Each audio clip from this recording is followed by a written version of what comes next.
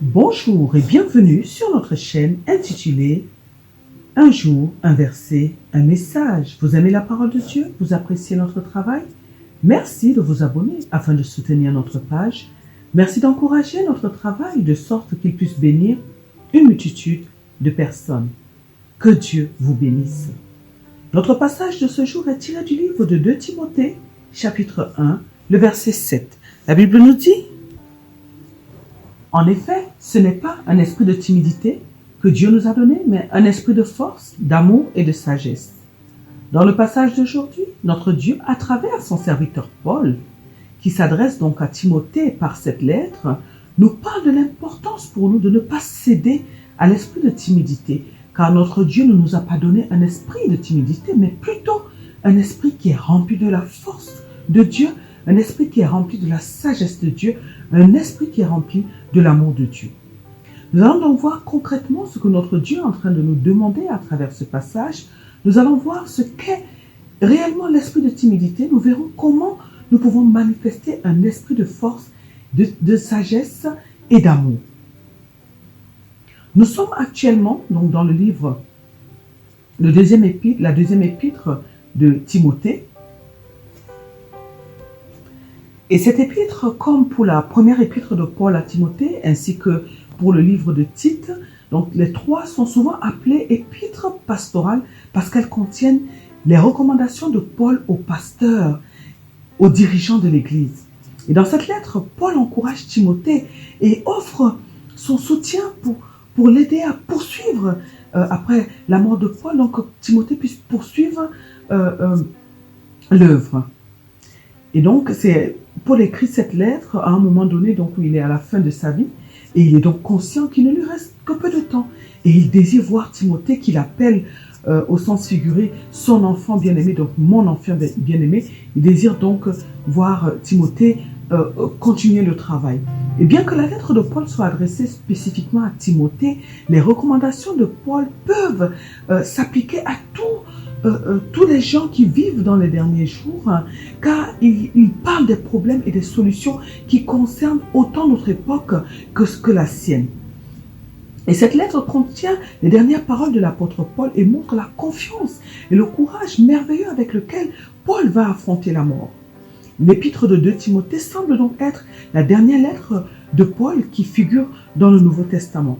Et elle contient certaines de ses réflexions au sujet des bénédictions et des difficultés d'agir en tant que prédicateur et apôtre chargé d'instruire les païens.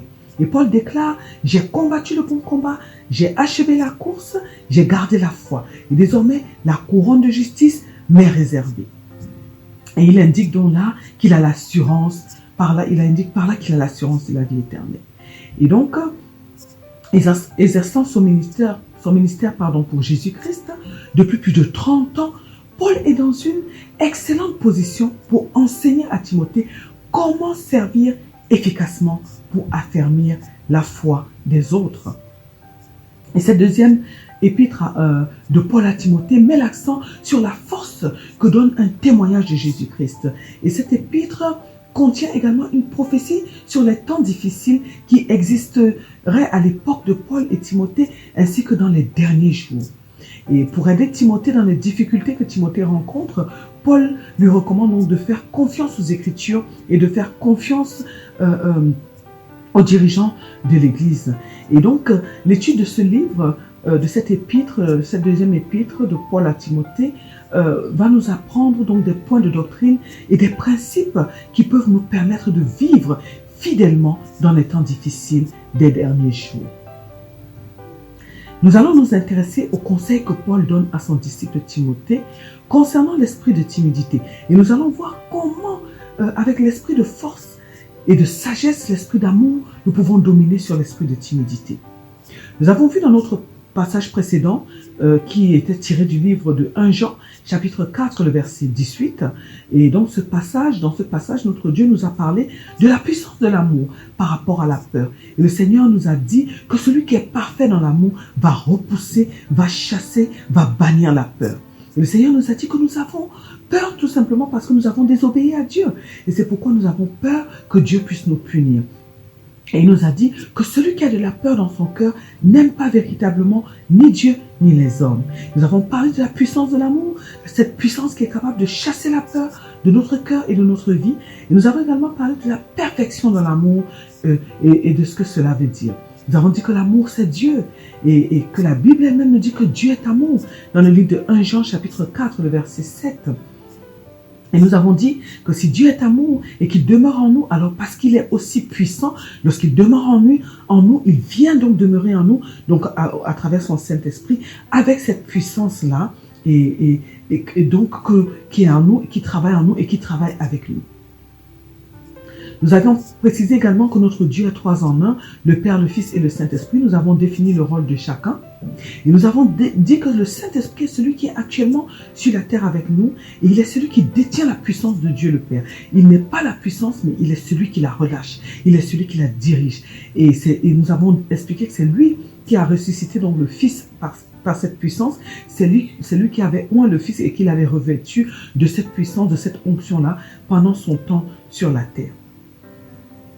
Nous avons dit que lorsque nos cœurs sont remplis de l'amour véritable, l'amour inconditionnel, l'amour qui se sacrifie, l'amour qui n'est pas basé sur les sentiments ni sur les émotions, mais sur une décision, alors parce que cet amour est accompagné de la puissance, nous sommes alors environnés de la puissance de Dieu. La présence du Saint-Esprit est alors palpable. Il est alors au milieu de nous pour représenter le Père. Et nous avons dit, là où l'amour règne, la puissance aussi se manifeste. Et nous avons dit que notre Seigneur Jésus-Christ nous a aimés le premier et que de par son amour, de par le fait que nous aussi, nous l'avons accepté et nous avons eu foi en lui, nous avons reçu donc une puissance, un pouvoir. Et que tous ceux qui ont cru en Jésus-Christ comme notre Seigneur et Sauveur ont reçu ce pouvoir, le pouvoir pour chasser les démons, pour ressusciter les morts, pour guérir les malades. Et c'est la puissance donc de notre amour pour notre Seigneur Jésus-Christ et cette foi qui est née dans nos cœurs qui nous a donc donné ce pouvoir. Nous avons dit que nous allons souvent voir que lorsque nous aimons profondément une personne, l'amour est tellement fort, l'amour est une telle puissance que nous sommes prêts à accomplir des grandes choses. Nous sommes prêts à soulever des montagnes par amour pour cette personne, pour prouver notre amour à cette personne. Et donc l'amour nous rend véritablement capables d'accomplir des grandes choses. Nous avons dit que la compassion intervient et qu'à chaque fois, la compassion est une forme d'amour et qu'à chaque fois que notre Seigneur Jésus-Christ voyait quelqu'un dans des difficultés, quelqu'un qui était possédé ou autre, il ressentait cette compassion, en fait, qui est le fait de se mettre à la place de l'autre et de ressentir ce que l'autre ressent comme si c'est nous-mêmes qui sommes dans la situation. Et nous avons dit que cette compassion qui est de l'amour donne la capacité de réaliser des miracles. Et nous avons donc dit que si nous sommes remplis de l'amour de Dieu, nous pouvons dominer sur la peur parce que la peur est une arme que le diable utilise pour paralyser les enfants de Dieu. Mais nous avons dit que si le diable ne trouve rien de lui en nous, si l'amour est rempli dans nos cœurs et que cet amour, nous le pratiquons véritablement, nous fermons donc toutes les portes. Et du fait que le diable, lorsqu'il vient, il ne voit pas dans notre pensée des pensées de colère, des pensées de peur, des sentiments négatifs. Donc il n'y a pas de possibilité pour lui d'entrer parce qu'il n'a rien de lui en nous. Et nous avons dit que l'amour et la compassion, l'attachement ferme, ont cette puissance-là de fermer carrément toutes les portes au diable parce que l'amour qui est le sacrifice, qui est le fait de nous oublier pour les autres, en fait, est une arme qui ferme la porte à l'ennemi dans notre vie. Et donc l'amour nous protège donc de la peur, nous protège du diable et de ses armes. Et nous avons dit que l'amour est lié à la foi, et que nous ne pouvons pas aimer une personne en qui nous n'avons pas confiance en fait, et que les deux donc combinés, parce que la Bible dit aussi que de par notre foi nous allons éteindre les traits enflammés de l'ennemi. Donc lorsque nous sommes remplis d'amour, lorsque nous sommes remplis de foi, alors nous sommes inarrêtables, nous sommes plus que vainqueurs sur notre ennemi. Et nous avons parlé d'un point important qui est le fait que nous devons vraiment nous soumettre à Dieu parce que nous avons dit que c'est l'insoumission à Dieu qui ouvre la porte à la peur parce qu'en fait nous désobéissons à Dieu et du fait que nous désobéissons à Dieu, nous ne sommes pas soumis à Dieu, nous ne recevons pas donc de Dieu, du Saint-Esprit, la capacité de résister au diable. Nous avons également dit donc que Lorsque nous marchons dans la volonté de Dieu, nous avons une bonne relation avec lui, avec Dieu et avec le Saint-Esprit. Et donc, le Saint-Esprit est avec nous en permanence. Et nous avons dit que la présence de Dieu éloigne de nous, en fait, tout ce qui est ténèbres. Et nous avons dit que ce qui nous éloigne de Dieu, donc ce sont nos transgressions. C'est pourquoi tous les jours de notre vie, nous devons faire en sorte, nous devons lutter de toute notre force, de sorte que nous puissions toujours obéir à Dieu.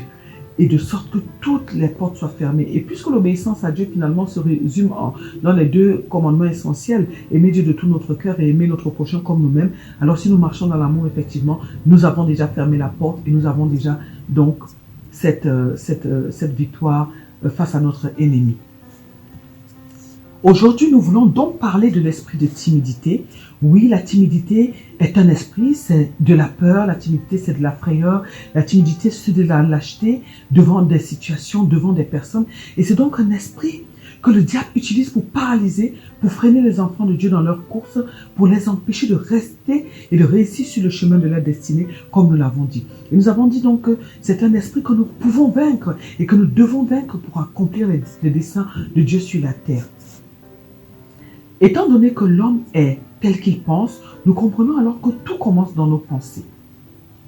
Et étant donné que beaucoup de choses, notre personnalité est forgée dès notre enfance, certaines choses que nous avons vécues dans notre enfance peuvent favoriser la timidité. Et notre caractère aussi peut faire en sorte que nous voyons plus, que nous soyons plus sujets, à la timidité que d'autres personnes qui sont un peu plus extraverties.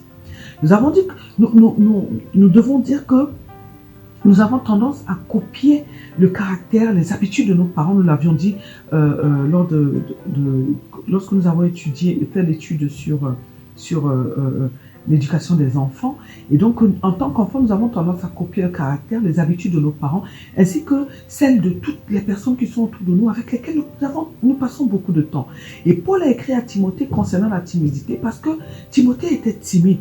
Et l'apôtre Paul lui a écrit afin de l'aider à sortir de ce mal. Et lorsqu'il lui a parlé, il a insisté sur la foi en lui disant que sa grand-mère était une femme de foi et qu'il avait donc ça en lui. C'est quelque chose qui était transmis en lui au travers de son sang. Donc nous avons donc ces choses-là en nous. Nous copions autour de nous, mais nous avons aussi, nous l'avions vu à travers notre sang, certaines choses qui peuvent nous être transmises, négatives comme positives. Et ce sont donc souvent les personnes qui sont réservées, des personnes qui sont renfermées, qui sont plus sujettes à la timidité. Et ce sont des personnes qui ont du mal à parler devant les gens, elles ont du mal à être au milieu des gens, elles n'ont qu'une envie, c'est de s'en aller, parce qu'elles ne sont pas à l'aise, parce qu'elles ressentent cette timidité-là.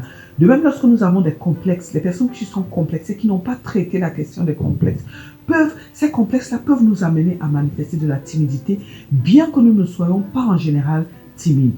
Et nous devons donc absolument lutter contre l'esprit de timidité. C'est la raison pour laquelle nous devons absolument bâtir notre âme afin qu'elle devienne une âme de vainqueur. Car c'est au niveau de notre âme que les choses se passent. Notre âme qui est le siège de notre volonté. Notre âme qu'on peut dire aussi notre cœur qui est le siège de nos pensées.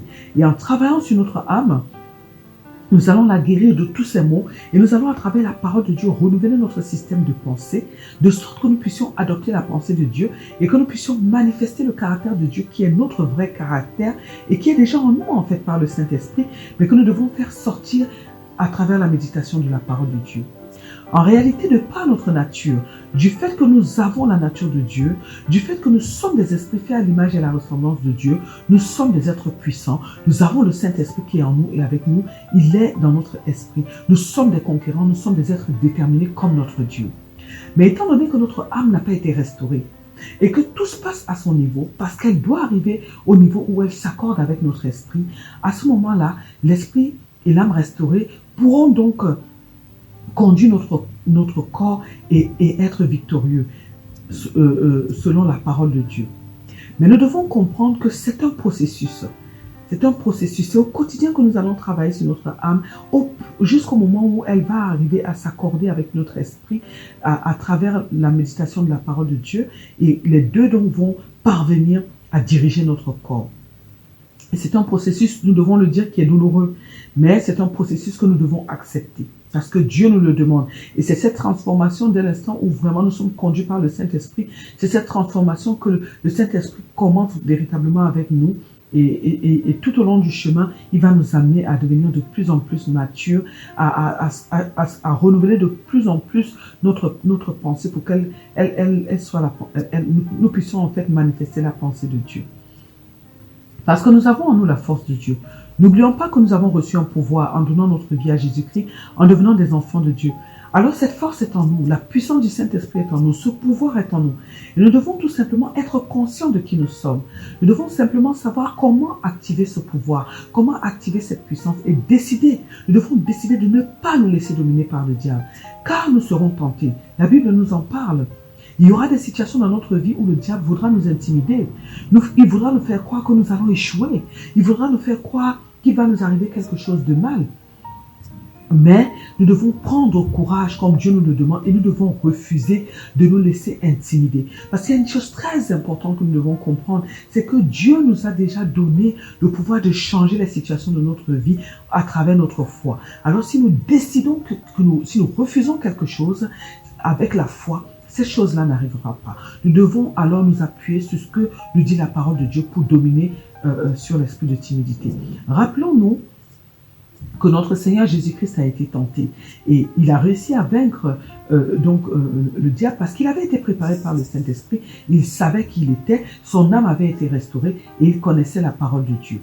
Car c'est la parole de Dieu qui contient la sagesse de Dieu. La sagesse, en fait, c'est la capacité d'appliquer une solution dans une situation donnée après avoir analysé cette situation grâce à notre intelligence. Et Dieu nous dit de rechercher la sagesse plus que tout. Elle vaut plus que les perles, elle vaut plus que l'or. Et le Seigneur nous dit que si nous en manquons, nous devons absolument la lui demander. Nous parlons ici de la sagesse de Dieu. C'est cette sagesse qui nous permet de nous sortir de toutes sortes de situations. Et lorsque nous sommes confrontés à la peur, à la timidité, nous devons savoir ce que la parole de Dieu nous dit à ce sujet et nous devons absolument mettre cela en pratique. Nous avons vu que l'amour parfait bannit la peur. Et nous avons vu que l'amour véritable a un grand pouvoir dans notre passage d'hier. Nous savons que l'amour dont on parle ici, c'est Dieu lui-même. C'est le fait d'aimer Dieu, le fait d'aimer notre prochain de manière inconditionnelle qui nous procure en fait, qui libère ce pouvoir en fait. Et c'est le fait de nous sacrifier pour les autres, le fait de remplir nos pensées de pensées qui souhaitent uniquement le bien aux autres, des pensées qui ne laissent pas la place au négatif ni aux pensées destructrices dans notre vie. Et en fait, c'est dans nos pensées que le diable va insuffler des pensées de peur. Et nous devons donc intercepter ces pensées avant qu'elles ne commencent à porter du fruit dans notre cœur. Ça veut dire donc que nous devons être conscients de nous-mêmes.